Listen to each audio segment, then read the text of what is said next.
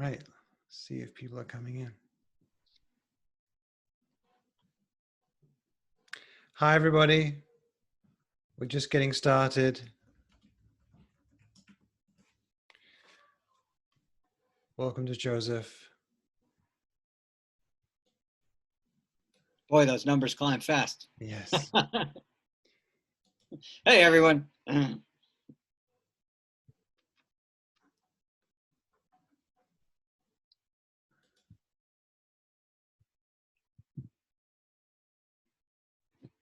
All right, let me just check my email, make sure that everyone's happy and they know what they're doing.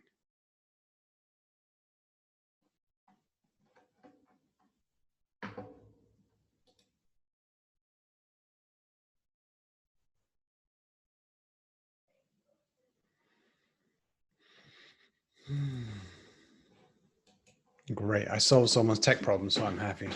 Hi, good. Zoom is working for people. That's great. It looks like you're in a snow-filled Nordic city, Stockholm, maybe. That's my Amsterdam backdrop. I see. It's great.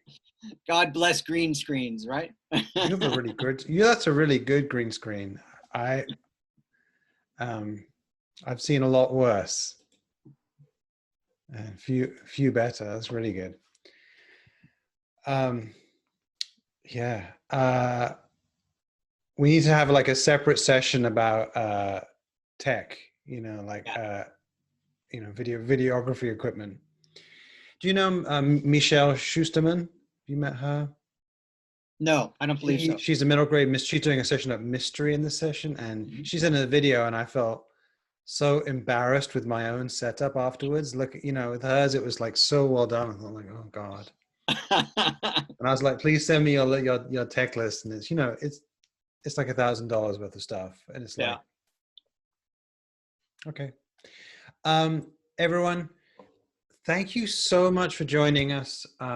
I am so happy to welcome Joseph. And Joseph, you're an editor, you're a coach. And I think that Joseph's got a really interesting take, particularly if we saw last time's session about structure, because I think we're going to look at structure, but from a different angle. We'll also look at like your connection to your reader that I'm really eager to hear it. So what I'm going to do is I'm going to turn off my video, but I'll be around in the chat, and we're just going to, and Joseph, you're going to present. Sounds great. Looking forward to it. Thank you so much for doing this. Oh, my pleasure. Looking forward to it. All right, gang. As Daniel said, we're going to talk today about how story structure can help you emotionally connect to your readership. And let me just pull up our slides here so we can go through some of those as we chat. All right. So what are we going to talk about? Well, we're going to talk about your primary job as a storyteller. I think it's really important to focus in on that because that really defines everything we do as we work through a story. I'm going to talk about why story structure is so important to the success of your tale. We're going to look at the foundation of any story. I call them the 3 C's. And then we're going to look at the 7 elements that make up the story structure of all the best read books in the world. You can really take this structure and apply it to everything: books, movies, TV shows. Once you learn this, I have to apologize in advance. Once you learn this, you're not going to be able to unsee it, and you're going to be dissecting everything you watch or read from this point forward. But it's fun because it'll really help you as writers. And finally, we're going to talk about how do you use those elements? How do you use the 3 C's and the 7 key elements to really work with your tale and turn your casual readers into fans for life? So, why learn from me? Who am I? Why should you pay attention? My name is Joe Nassise. I'm a New York Times, USA Today, and Der Spiegel best-selling author. I'm a hybrid author. I've been working in this industry since 2001, writing professionally. I've published 25 books with traditional publishers, everybody from Simon & Schuster to HarperCollins, Harper Voyager, Harlequin, Macmillan, Gallery, Dromer-Nauer over in Germany, Exmo in Russia, My work's been translated into 7 languages so far in my career. And then I've got another 30 books that I've put out via independent or self-publishing. I'm a former president of the Horror Writers Association. I'm a multiple Bram Stoker Award and International Horror Guild Award nominee. I've been a freelance editor and writing coach for more than a decade, and I'm the creator of the Story Engines writing course, which we'll talk about later in this presentation. Why is all that important? It just says that, you know, I've got some experience in this field, and I've had some time to figure some things out, and I want to share all of that with you guys today. Now, what's my story? You know, I'm one of those people who hate when presenters get up there and spend 20 minutes talking about their own career. I'm not going to do that. In fact, I'm going to whip through these slides as fast as possible and save as much time for Q&A at the end as I can. But what happened in my career really indicates the importance of understanding story structure. So I wanted to share that with you. I never intended to be a writer. I have a degree in political science, particularly Soviet American relations of all things. But I wrote my first novel in college on a dare to win a case of beer. I just finished something by Margaret Truman, Murder at 1600, or Murder at the White House, or Murder in the Senate, or one of those books in the series she had back in the late 80s. And I hated it. I threw it across the room and I wouldn't stop complaining about it. And my roommate said, "I'll bet you a case of beer that you can't even finish writing a novel, never mind write a good one."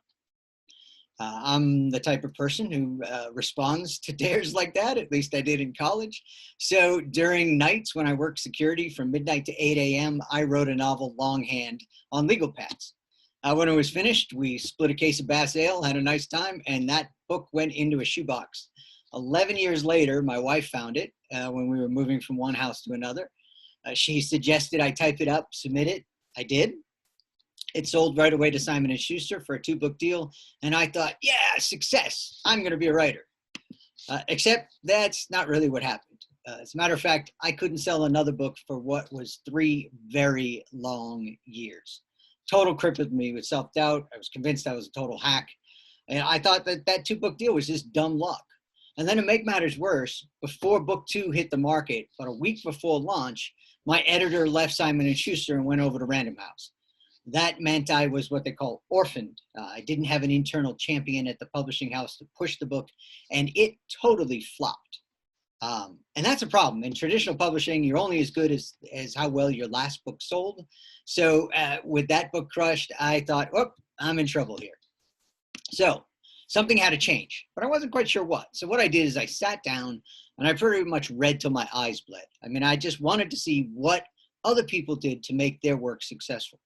I watched TV and films till my butt hurt from sitting on a chair so long, because they're stories too. And they're stories in a condensed format. So it was easy for me to analyze them. You know, I can watch 3 films in the time it takes me to read a book or so. So that was an easy way to dive into story. I analyzed what worked and what didn't in hundreds of stories from a number of different genres. And I went back to the basics. What do all these things have in common? I mapped out the plot lines for some of my favorites so I could see how they kind of hung together. And finally, I understood that there was an underlying structure behind this all that makes it work. And you can literally pick up any well-written book out there, regardless of genre, and you can see this structure in it. So once I figured that out, I started writing again, started submitting again, and bam, like that, my career took off again. I sold a 3-book urban fantasy series to Tor. It was actually the first hardcover novels in my career. I did a 4-book zombie apocalypse series with Harper Voyager, followed that up with a 10-book adventure series to Gold Eagle, Harlequin. You know, I went from writing 1 book a year to literally 4 or more a year.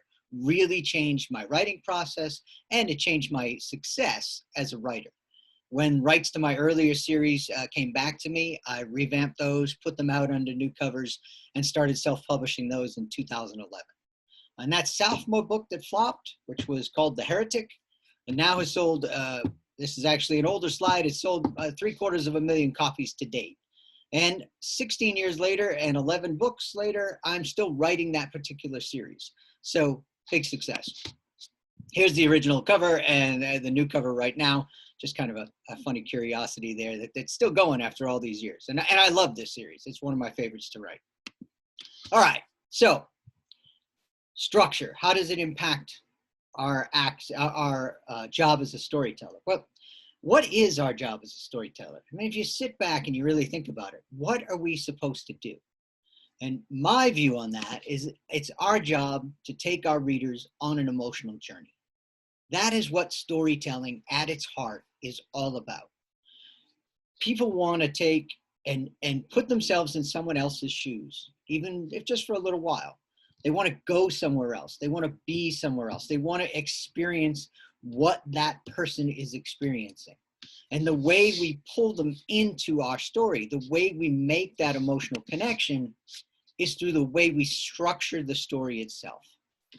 You see, we're literally wired for story. Our brains are set up to learn best when it's told in a story. We've been telling stories since we sat around campfires together as cavemen and, talked about what's out there in the darkness. We learn and retain information better when it's delivered in the form of a story. We've come to expect stories actually to be told in a certain fashion, in a certain way. And when they're not, we tend to lack empathy or lose interest in the story. I would suppose that if you've ever picked up a novel and got a third of the way through it and then just didn't finish, weren't interested, didn't care what happened to the characters in the story, that's because the writer did not structure the tale properly and did not capture your emotional interest early on well enough to carry that through the tale to the end. So understanding structure and building your tale from the ground up intentionally is really something that's important and something that is going to allow you to deliver stories that are well received and well respected and well read long into your careers. So 99% of the problems I see as a writing coach deal with story structure. Over and over and over again, I see the same issues. And we're going to talk about a couple of those as we get through this presentation, because they're really important to understand before you start the actual act of writing your story. When you can nail the structure of your story, when the right things happen in the right place at the right time in your tale, the writing process also gets a lot easier. It's a lot simpler. And I'm one of those people that I don't write books in order. It's a crazy little quirk of mine. So I can't write a novel until I've planned the whole thing out from start to finish. And then once I've done that, I'll take day 1, I'll write chapter 44. Day 2, I'll write chapter 16. Day 3, I'll write chapter 37. I write based on my emotional response for the day, which probably isn't the best way to do it, but it's the way that works for me. And so I will write books out of order. So I have to know what my structure is ahead of time. And that has allowed me not only to increase my pace, but be more efficient in terms of how many drafts I write, things of that nature. The thing you want to remember is your goal is to pull the reader into your tale and get them excited about what's happening. Get them thankful that they have put themselves in that character's shoes, because that's what's going to draw them forward to the end. So let's start with the basics. Let's start with, if story was a house, the very first thing you do is lay your foundation. And these 3 things, characters, conflict, and consequences, what I call the 3 C's, are the foundation of your house. And then everything we're going to talk about afterwards will become the structure itself, the walls, the roof, the windows and doors, and all the things that make a house a house. But you have to start with your foundation. If you get these wrong, the whole thing will collapse before you can, get to the point where you're painting the structure itself. And these are the 3 things, actually, that I see most often done incorrectly when structuring a story. So we're going to talk about each of them specifically, but in general, the characters in your story must have goals. Those goals must be in conflict with each other, and there have to be consequences for failure to reach their goals, otherwise known as stakes. So let's take a look at these individually. Characters. Stories are about people, and more specifically, people who do things. Don't forget that. That's a really important process. Part of this process is, we want our characters to be moving forward through the tale. And specifically, your hero, the central character of your tale, is working to reach a particular goal.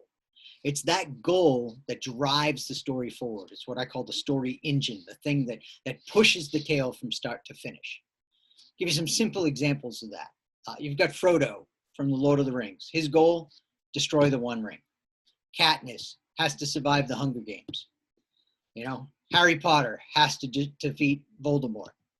Luke Skywalker has to destroy the Death Star. They have very specific goals that they are working towards in every single chapter of the story. Now, an interesting fact that most people forget or screw up is the fact that the opposition, what we might naturally call the villain of the tale, has to have a goal as well.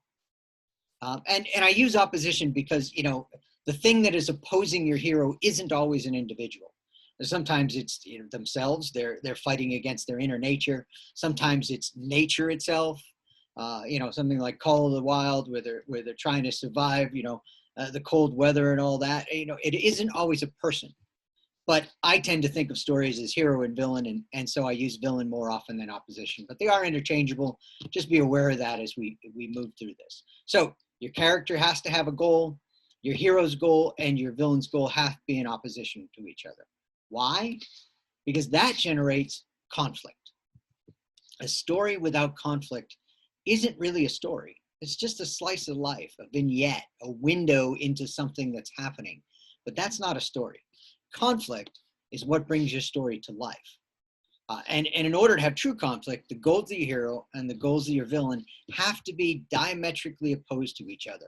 They have to be moving directly against each other.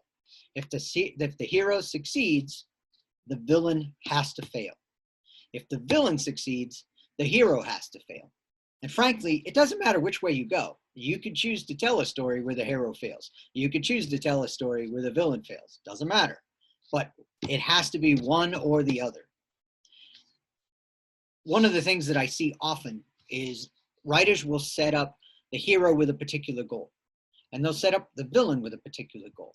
But those goals are not in opposition to each other. So essentially, the hero and the villain are like two trains, you know, in the middle of the night. They just pass each other. They don't end up in conflict with each other. And it's the conflict that drives the structure. We're going to talk about that in detail in a few minutes, but that is an essential point. You have to be in conflict with each other. Now, when I've given this talk in the past, you know, I get a lot of questions. Well, what happens if you have multiple heroes? My first instinct is to say, usually you don't. Usually you have a cast of characters, but you can typically point to one who the story is about. I'm going to use the original Star Wars movie as an example in a few minutes here, but to take that, you know, you've got multiple characters in that story. You've got Luke Skywalker, you got Han Solo, you got Chewbacca, you got Princess Leia, you know, Obi-Wan Kenobi, all these people. But Star Wars: A New Hope is Luke's story. Luke is the hero. Now, occasionally, you actually will have a story that does have multiple heroes. One of my favorites is Stephen King's The Stand. You actually have multiple heroes pursuing multiple different goals. And interestingly, the opposition is the same for each and every one of those heroes. If that's the case, you have to set up those goals in opposition with the villain, just as you do in any story that has a singular hero. The concept and the way you execute it is the same. So, characters, conflict, and then we get to consequences, i.e. stakes. People, characters chase their goals for a reason. You know, there's something driving them in the story. There is motivation driving them towards trying to get to that goal. But also, they're often trying to get to that goal because they know something bad will happen if they do not. You know, the hero trying to find the dirty bomb hidden in New York City. Well, he's doing it because if he doesn't, hundreds of thousands of people might die. You know, Frodo trying to destroy the ring because he doesn't want the Shire and all the other lands to be, you know, taken under control of Sauron. You know, Katniss trying to survive the Hunger Games, quite simply because if she doesn't, she's dead. They're trying to achieve something for a particular reason. Now, often when they try to reach that goal and fail, and we're going to talk about that process of structure moving into plateaus and going upward, the stakes get worse every time they try and fail. So for instance, you know, in Fellowship of the Ring, Frodo uses the ring at Weathertop. And what happens? It allows the 9 riders to see him. He ends up getting stabbed and almost killed. There's a consequence to his failure of not avoiding using the ring. Take the Hunger Games. Katniss fails to kill Marvel with her stunt with the Tracker Jackers. Well, later he returns and he kills the character Rue. So there are consequences and stakes attached to the actions our characters take. All right, so that's your basic bottom line framework. You have to have these 3 things in place before you can start talking about structure in general. Excuse me there. All right, so let's move on to that structure. Let's talk about what happens once you have the framework down and you start building the walls of your house. The first thing I do when I get ready to plan out a story, when I get ready to start working on a new project, is I write a premise statement. Because writing a premise statement allows me to know I've got my 3 C's in order. And a premise is just a short summary of what your book is about. And as my various coaching clients know, when I say short, I mean a single sentence. One sentence that tells the reader, tells yourself what your story is about. When you hop on an elevator and you're with the head of Paramount Studios and he's giving you 5 seconds to tell him what your new story is about because he wants to option it for film, what you don't want to do is just spend the next 20 minutes talking about plot. Well, my character does this, and then this happens, and he goes and does that, and then this happens. And that's not a premise. That's not what your story is about. What your story is about is that single sentence that tells who the hero is, what the story problem is, the goal the hero is trying to reach, the stakes involved in whether or not they reach that goal, and it usually also identifies the opposition. I tell my clients when they're starting out, use a simple formula. It makes it really easy. Book name is about character who must, goal that needs to be achieved in order to stakes and opposition. Fill in those blanks and you've got a premise statement. And the really cool thing about premise statements is they work really well in query letters when you're sending to traditional publisher, to agents or editors at traditional publishers, because it immediately tells them you're a professional. You know how to sum up your story in one sentence that tells them everything the story is going to be about. So let's take a look at some premises from some famous works. First of all, here's one from The Heretic that I mentioned earlier. The Heretic is about a modern Templar knight who must retrieve an ancient artifact from a powerful necromancer before it can be used to create a literal hell on earth. One sentence includes who the character is, a Templar knight or a modern Templar knight. His goal, he must retrieve an ancient artifact. Who is opposing that goal? Well, the necromancer who currently has that artifact. And the stakes, if he fails, we end up with hell on earth. Let's look at another one. This is the premise of Jaws, the 1970s book by Peter Benchley that went on to become such a famous film. When a great white shark starts attacking beachgoers in a coastal town during high tourist season, a water-phobic sheriff must assemble a team to hunt it down before it kills again. Now, this is an interesting premise to me because the real reason the sheriff is trying to hunt down this shark is inferred but not expressly stated. Yes, it's bad that the shark kills and eats people. And the goals are opposed. The sheriff wants to kill the shark wants to kill the sheriff. The shark wants to eat the sheriff, really, indirectly. But the reason the sheriff is doing this is if he doesn't stop the predation of this particular predator, the town goes under because it's the tourist dollars that support the town's livelihood. So you've got the villain here, the great white shark. You've got the hero, the sheriff. And interestingly, he's a water-phobic sheriff. In the book, he hates the water. He doesn't want to go out on the water, which makes a really interesting juxtaposition between his character and what he has to do as his goal. His goal, of course, is to hunt down and kill the shark. And the stakes are if he doesn't, more people die, and the town potentially goes under. Let's look at another one. A young female FBI trainee must barter personal information with an imprisoned psychopathic genius in order to catch a serial killer who is capturing and killing young women for their skins. Silence of the Lambs by Thomas Harris. Who's our hero? A young female FBI trainee. Who's our villain? The imprisoned psychopathic genius, and perhaps more directly, the serial killer who is capturing young women. What's the stakes? Well, these women will die, they'll be skinned alive, terrible consequences. So again, you've got those four elements simply laid out, makes it really easy. Somebody asked me what my new book is about, and I rattle this off. They know exactly the type of story I'm telling. They know what to expect from the story, and they know I probably have a complete story already in my head. One more. A treasure hunting archaeologist races over the globe to find the legendary Lost Ark of the Covenant before Hitler's minions can acquire and use it to supernaturally power the Nazi army. Raiders of the Lost Ark, in this case a script rather than a novel, written by Lawrence Kasdan. So our hero, a treasure hunting archaeologist, their goal, find the legendary Lost Ark of the Covenant. The villains, Hitler's minions.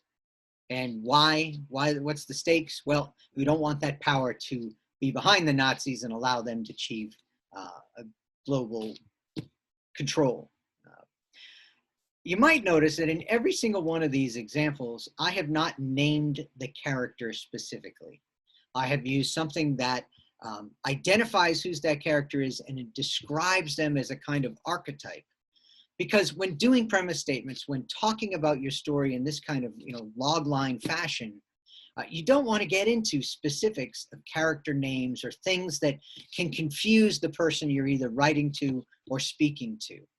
The archetype makes it a lot easier for them to identify the kind of character you're talking about and allow that to slip into genre much easier. If I had said Indiana Jones races over the globe to find the legendary Lost Ark of the Covenant, you're still stuck up back on, well, who is Indiana Jones? Why is he racing across the globe? Why does he want to know what, and find this Ark of the Covenant? But if I'd say he's a treasure hunting archaeologist, all of those questions are suddenly answered without me saying anything further. Everything slips into place and says, okay, this is the kind of character, this is why he's doing these actions, this is why that is his particular goal. Once I have my premise down, once I have the understanding of what my story is going to be about, I can then start building that story from the ground up. And to do that, I use that particular story structure that I referenced way back at the beginning of this talk. We're going to talk about those 7 elements of story structure now. We're going to go through each of them one at a time. Essentially, they're made up of 4 phases. You've probably heard of 3-act structure 1,000 times. It's one of the most common structural formats for a novel. It's taught in high school English all over the United States. I'm going to say that that's really not 100% correct. If you're focusing on how the actions of the story emotionally connect your hero to your reader, there are not 3 acts, but 4. And those 4 acts are specifically designed to do something emotionally between your hero and your reader. So we're going to take a look at those one at a time. Those 4 acts are then connected one to the other by these bridging moments, these really key moments in your story that move the story from one act to the other, which I call game-changing moments, GCMs. And you can see in the graphic on the right of the screen, you've got each of those phases in the lighter color blue, and then you've got the game-changing moments that connect them in the darker color blue. Now, every blockbuster story on the planet can be broken down into this structure. Pick one, walk through it, read it, view it on the screen, and you will see these particular elements. And once you do, it's really easy to structure stories in this fashion because it becomes second nature. This is that structure that we have been telling stories in for thousands of years. This is that structure that readers have subconsciously come to look for when they read a story. Even crazy films like Memento, which tells the story backwards, uses this structure. It just does it in reverse. So if you're interested in why we look for this structure, if you're interested in the psychological and physiological reasons this feels right to a reader. A great book out there is Wired for Story by Lisa Cron, C-R-O-N. Fabulous book. And her follow-up to that, the name of which escapes me at the moment, digs even deeper into the topic and is well worth reading as well. All right, so let's talk about these. Let's get into detail here. Key elements. First thing, preparation phase. The opening of your story should introduce your hero, should introduce the setting, and should introduce the story problem. It's really key to do this because the preparation phase is where your reader connects to your hero. It shows the hero in their day-to-day life. And it's those day-to-day activities that we as readers connect to because those are the things that we've experienced ourselves. And I'm going to talk more about that in a second. After the preparation phase, which is usually about 20% of the opening of your novel, there's an event that occurs. It's often called the inciting incident. I call it game changer number one. It's essentially an event that forces the hero out of their everyday life and puts them on a new path. It sends the story in a different direction. And a key element of that is it's an event that there's no coming back from. The hero cannot return to their everyday life.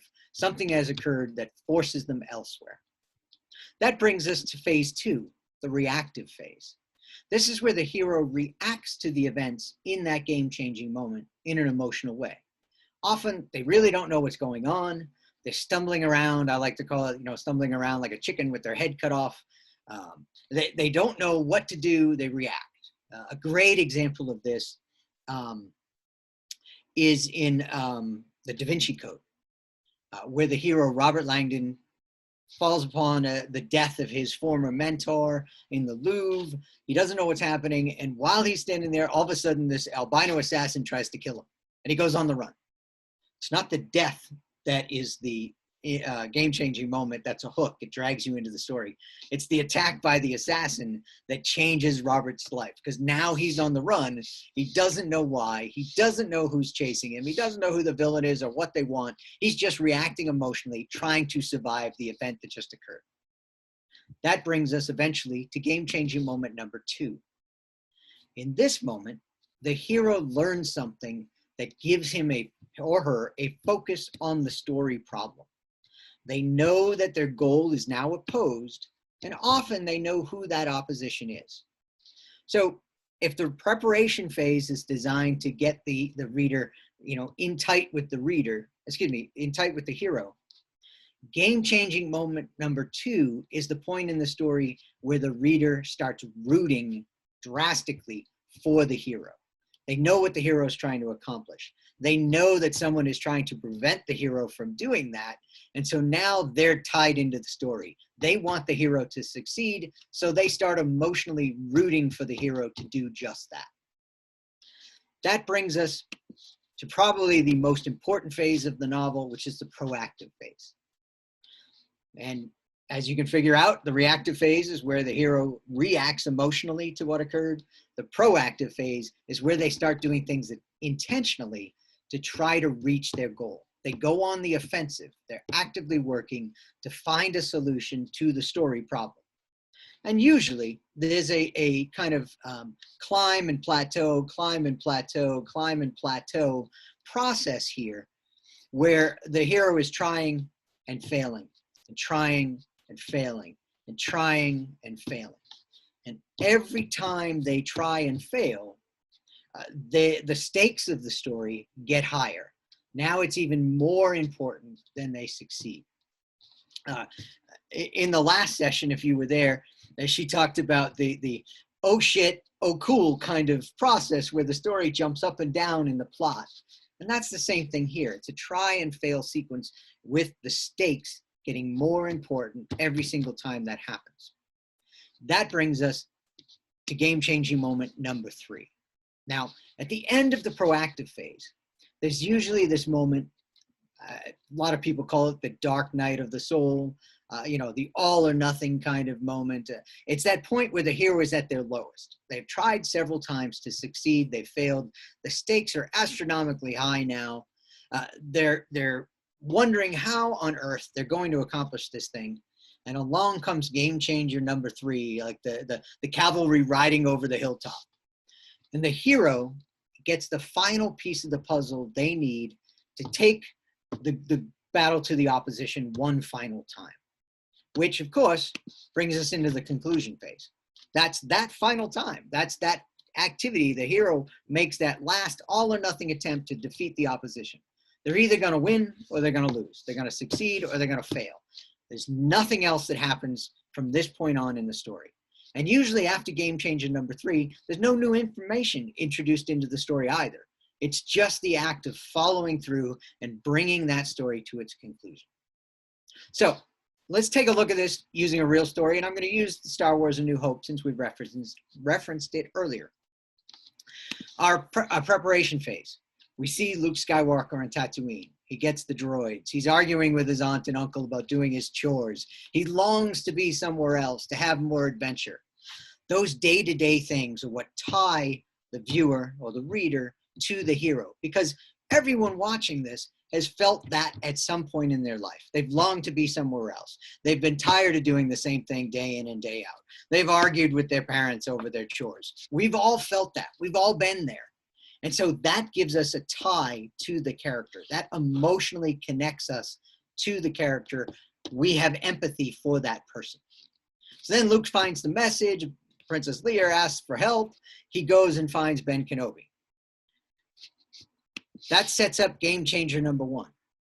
And game changer number 1 is when Luke returns to the farm and finds his aunt and uncle are dead. The farm's been burned down. There's nothing left for him here.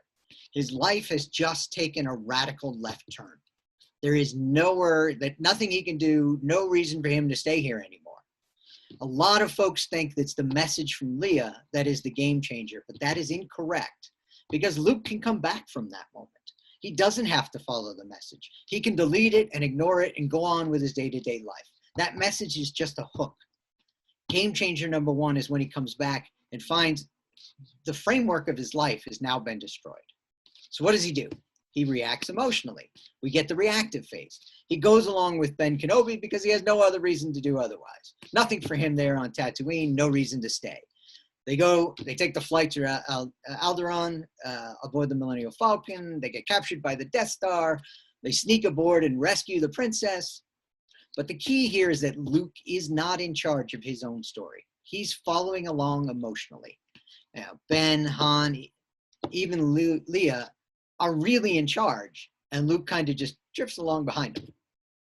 Which brings us to game-changing moment number 2. And that's when Luke sees Obi-Wan Kenobi killed by Darth Vader. At that moment, Luke knows his goal is opposed. He knows who the opposition is. And he comes into his own. He works to achieve the goals that he desires.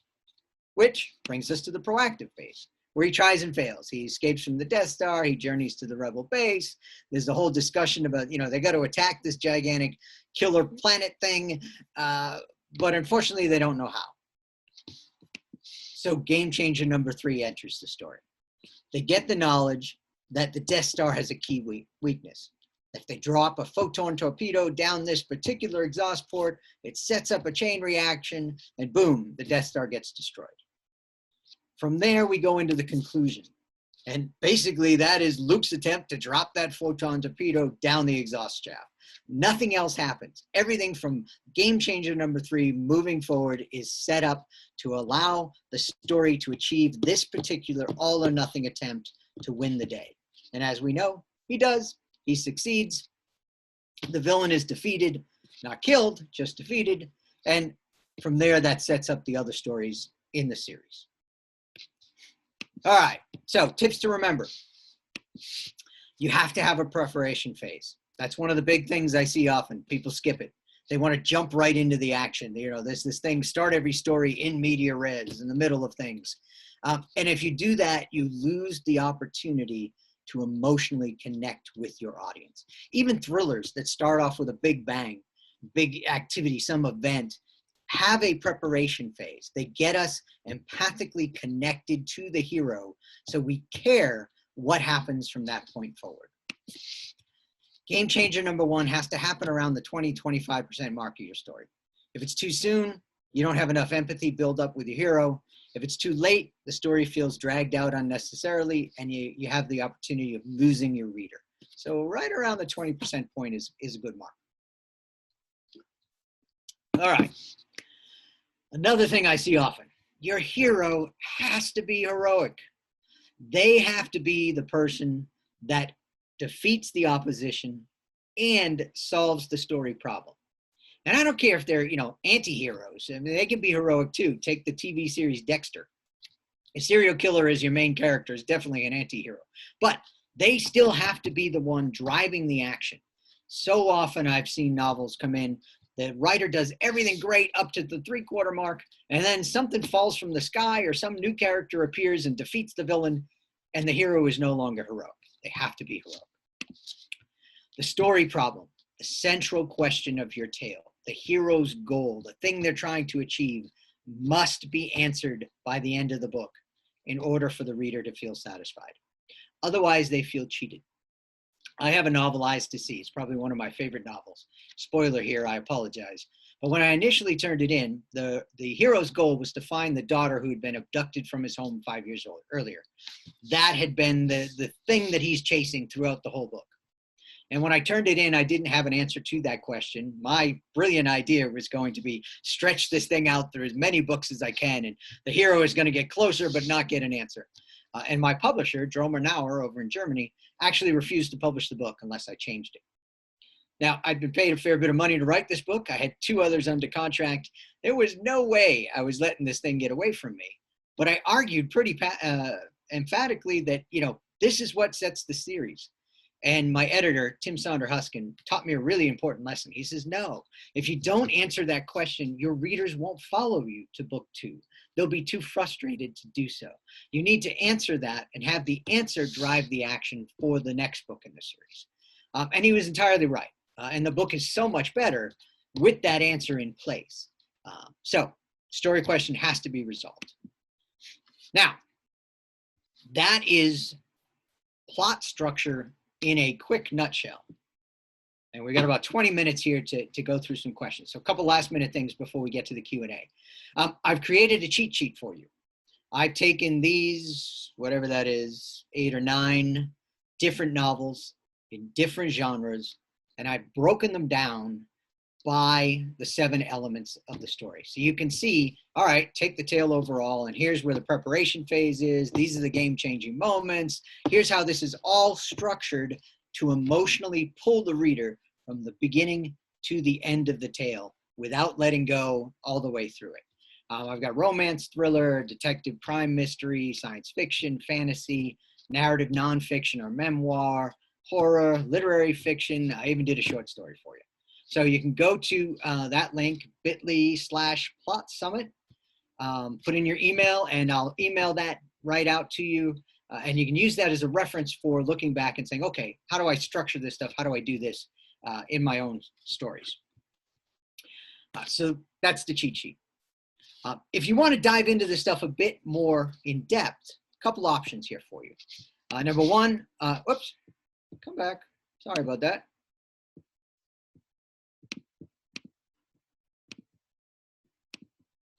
I've just started a Patreon page. It's patreon.com/storycoach, where I am writing about story structure, where I am doing video story structure breakdowns, where I take popular books and just break them down by story structure. So you can see the 7 elements in these various books and in various genres. There's only one tier. It's $5 a month. You get several different posts every month. So if you want, just kind of dive in and go along the journey with me, you can do that through the Patreon page. So again, Patreon/storycoach. If you want something more in depth, if you really want to dive into these 7 elements and understand them with an even deeper degree, I've got the Story Engines video course. This is a course I put together a couple years ago in conjunction with my business partner over in the UK, Nick Stevenson. You might know him from the first 10K Readers fame. We've put together this complete system. It's designed to take you from your initial story idea, create your premise, build your structure, how you can use that structure to write better books faster with fewer drafts. And then the bonuses actually take you from there to how to format, how do you launch this thing, how do you grow your readership. It's a complete A to Z kind of system. By the time you complete the course, you'll have a roadmap that guides you right through the process, from ideas to outline to premise to your first draft in 30 days, then how to edit, format, publish, and market your books, either through traditional publishing, if you want to submit it there, or through self-publishing. Course breakdown, we've got 12 modules, walk through each of the individual elements and why we're wired for story and all that in deeper detail than I've done here today. Tells you an easy way to come up with original ideas, how to expand those ideas from a premise to a book outline without wondering, where do I go next? What do I do next? And there's a process that I use and have used from book 3 through book 52, which I'm currently writing. It works for any genre, and it really keeps you on track as you move through the process. It's also the thing that allows me to write everything completely out of order, which I love. Gives you that detailed roadmap. How do you turn that story structure into a breakdown of every single scene? And finally, we talk in detail about those 7 key elements of story structure.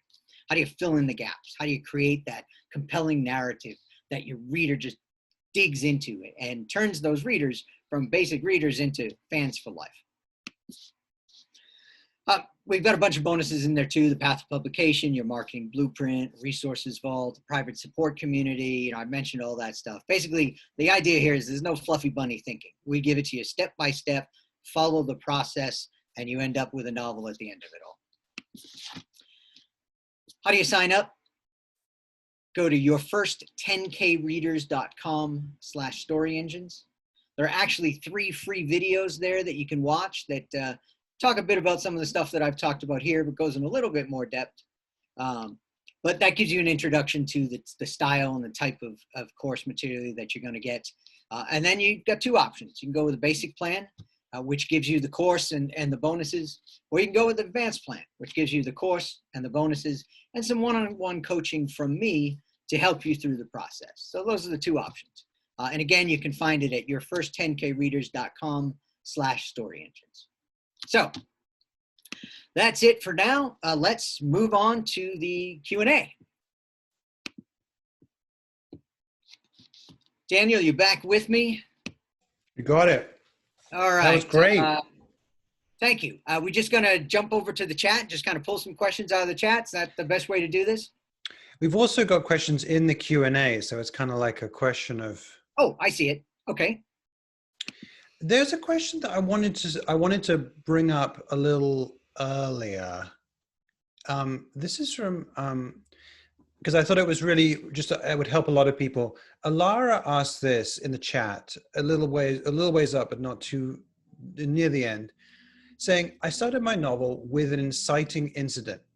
You're saying I need to have a preparation phase. Can I include the preparation phase in the inciting incident?" Well, the answer to that is no, based on the definitions of what we're talking about. An inciting incident is a single moment. It's a single scene. It's a single thing that occurs. So the preparation phase is going to be much longer than a single moment. And therefore, the 2 aren't actually compatible in that way. I will say that when most people tell me they start their novel with an inciting incident, they're really starting their novel with a hook. It's actually not the inciting incident.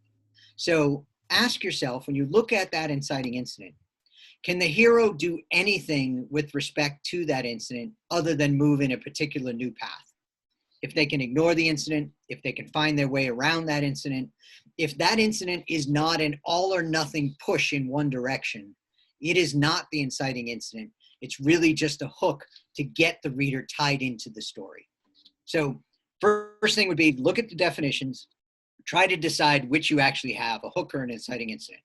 If it is a true inciting incident, I would suggest building some preparation phase material before that so the reader can feel empathy towards the character when that event occurs. Awesome. We've got a bunch of other questions. Lots of questions. I mean, people love this talk. We've got things like, we got a couple of questions about romance. I wonder if is that interesting? Like people say like, can we connect some of these ideas to romantic Sure. stories? Romance is slightly different, just in the way you think about it. The structure is the same, but you don't really have a hero and a villain. You kind of have two heroes, and the goal is the relationship. They're working to get together. You know, the end of any romance is a happily ever after or a happy for now kind of ending. So it's the action of trying to tie those two characters together that is the story engine that drives the plot of the story. So each of them is going to follow a path towards culmination of that relationship, but their actions or the actions of the other will tend to push them away from the relationship time and time again. And then, you know, the stakes get worse. It gets harder for the relationship to come together because of the actions the other person in the relationship might have taken. So the structure is the same. Just don't think of them as hero and villain. Think of them as hero and hero trying to reach the same goal. Great. What else? Holly just asked us, when you're organizing a structure, how do you break down these large sections? Okay, I'm a bit old-fashioned. I do, first of all, what's called a brain dump, or I call it vomiting out the story. I write down every single scene I can think of on index cards. Doesn't matter if I know where they go in the story yet. Doesn't matter if I can connect them from scene to scene. Even if the idea is absolutely ridiculous, if it occurs to me, it goes down on a card. I don't want to self-edit at this point because my subconscious is working here to generate ideas, and I don't want the analytical side of my brain to stop that. So I just write them all down. And I'll take them and I'll put them on a big table. And then I will break them into 4 stacks. I will put all those scenes that introduce the character, the setting, or the goal into one stack. Those are my preparation phase scenes. And all the emotional reactions that, you know, aren't tied to a specific opposition go into the reactive stack. All my proactive stuff goes into a proactive stack, all the conclusion into the conclusion. So I've got 4 piles now. Now I start working through what I actually have. How do I know this scene connects to that scene? Which scenes fit chronologically? Which scenes make sense when I refer back to my premise? My premise is my North Star. That's the thing that is driving my story. That's the encapsulation of what my story is about. So if it doesn't meet my premise, the scene gets tossed. You know, if my premise is, Frodo destroying the One Ring, and, Frodo finds a British police box and moves through time, obviously that doesn't fit my story. So that scene gets tossed. Eventually what I will have is a chronological layout of my 4 phases. And that will tell me where I'm missing scenes as well. Every scene needs a bridge. You know, you got to lead in and out of a scene. So if I don't have those things, I know I'm missing scenes and I write those and fill them in. By the time I'm done, I have an A to Z process of the story on index cards that I can chronologically follow and know I do not have any plot holes or problems in my story. This alone has increased my ability to write quicker and faster more than any other process I've done. Because I already know before I write word 1, my story works. I've been writing for 20 years. In the last 18, I've never written myself into a corner or had to start over on a story or had to throw out 3/4 of a draft. Because before I start, I know my story works. I know it has the right structure to emotionally connect to my reader. And all I have to do now is sit down and write it. Hopefully that answered the question. That's great. We've got a few questions about multiple POVs, multiple POV characters. Do you plot them out separately? And there's another question. I don't know if it's connected or not. Is the question of multiple villains, like, multiple protagonists, multiple villains. Do they complicate this at all, or? Yeah, one of the things that we didn't get into today specifically for time is the subplot question. How do subplots work into the main plot that you've developed?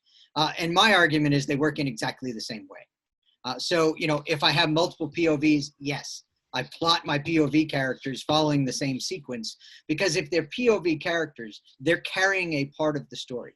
And if they're important enough, they need their own goals. Stephen King's The Stand is a perfect example. He's got like 8 POV characters. Every single one of them has a particular goal. They're all opposed by the same general entity, but that entity, you know, Randall Flagg, has all his minions underneath him who oppose them too. So you can use that book as an example of both multiple heroes and multiple villains if you really want to. I can make an argument that the book can be broken down into a single lead character and a single villain if I had to. But I also think it's a good example of multiple POVs. So yeah, I do track them the same way. I'm not really, I think I can make an argument pretty much about any book that has multiple villains that there really is only one villain. There really is one key opposing figure. So I don't track that the same way as I do the heroes. Hopefully that made some sense. Can I ask you, I saw a question in the Q&A that's like a slightly different tack, but I thought it might be interesting to the audience, which is, someone asked, like, what's it like being a hybrid author? It's interesting for me. There have been times when the market has been bad, like right now. It's really hard to sell a book right now. It will probably be hard to sell a book for the next 6 months because the industry is entirely disrupted. And that hasn't stopped me because I put out books of my own. I'm able to work and develop the story and develop the series the way I want without editorial, I won't say interference, but editorial push. And on the flip side, it's harder. You know, you got to keep track of covers and launches, and you got to do editing and formatting and marketing and all this stuff. But the reality today is, you know, you're doing most of the marketing stuff anyway as a traditionally published author. So, you know, why not take control of it? I'm one of those people who looks at my work as a business. It's how I make my living. It's how I put food on the table for my family. So I want as much control of my work as possible. I want to do things my way. So I don't mind taking on that. There are plenty of writers out there who just, they want to write the story, they want to hand it off and move on to the next one. And that works for them too. It's really about what you want for a goal in your career and how much effort you want to put into what you're doing. That's great. Yeah, I mean, I do think that as time goes on, the situation is always developing, and and like different fields, the publisher can offer you different things. I was at a conference and someone asked, like, you know, to some huge publisher, like, what's the benefit of publishing a cookbook with you? And they were sort of like, we'll put you in the bookstores. And it's like, that's it. Like, that's all you're offering for. And I got to say, it's really cool to walk into a bookstore and see your book on the shelf. But that isn't always, you know, an individual's goal. I mean, I'll give you an example. I haven't sold anything to traditional publishers in probably the last 3 years now. I think the last thing I did was an anthology with Clive Barker based on his Nightbreed film. And then I've just been self-publishing. And yet, within the last couple of weeks, I've sold a new series to an audio publisher that will be audio only. So I'm excited about that. I sold a new book to another publisher tied into a role-playing game, and I'm excited to write that. So, you know, being hybrid gives you the flexibility to go after things that you want to go after, avoid the things that you want to avoid. And you can try new things. I can write in new genres. I mean, I hit the New York Times list writing a paranormal romance serial, something that, you know, totally outside what I normally do. And I couldn't have done that with a publisher. I had to do that via self-publishing. So it gives you flexibility, I guess, is the main thing. That's great. Is there a way, there's a lot of questions coming that, you know, this is the sign of a great presentation. People want to know, like, do you read manuscripts and things like that? Do you have what's the easiest way for people to get in contact with you? What's a good website? Sure. How should we follow you? Website is just my name, josephnissis.com. And there's a page on there that gives the services I offer. I do, you know, manuscript editing, both line content and developmental editing. I do what I call a manuscript evaluation service, basically where I read the manuscript and tell you where I see problems with respect to plot, structure, theme, characterization, dialogue, all those kind of things. You get a nice report that walks you through each of them, and also gives you suggested changes. You know, all right, your hero isn't heroic, which is one of those things I see all the time. Do this based on your story to try to fix that. Yeah. I also offer a year-long mentorship. We meet every 2 weeks. Wow. And we work on your current project. We dive in, we structure it, we write it, we edit it, we talk about what you want to do with it, whether it's traditional publication or whether it's self-publication, and we go through all that over the course of a year. So that's also available. Information about all that is on my website, josephnassise.com. This is fantastic. Thank you so much. I mean, there's so many questions. If you're watching the replay, like, post your questions in the comments. I'll come in and answer as many as I can if you do that. So yeah, just definitely. There's a comment box below this, and we're also going to have a space in the community, the writer community area. Just go here. I'll create, after this talk, a section just for Joseph's talk. And we're going to take a break for an hour, and then we'll hit back for happy hour. And that's, if you want, you can turn your camera on. Some of the speakers are coming in. And by the way, if you were here for Beth's talk in the morning, she's going to try to show up for the second part of her talk and just be answering questions while the video plays. So I'm really excited about that. Thank you so much, Joseph. That was fantastic. My pleasure. And thanks for having me. Really appreciate it. That's great. Thank you so much, everyone. See you in an hour for happy hour. Absolute pleasure. Take care, all.